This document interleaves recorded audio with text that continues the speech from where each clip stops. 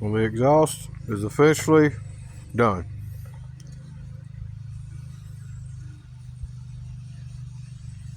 Just can't wait to crank this thing up and see what it actually sounds like.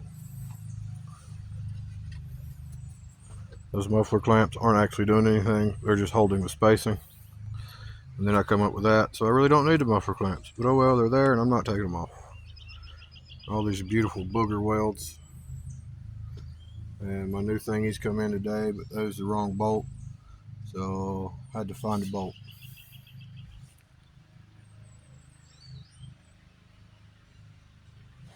Step number next one is we're gonna get the coil hooked up, reconfigure all my wires, since after I put the coil on there, can't use the wires I had. Gotta get different wires. But making progress.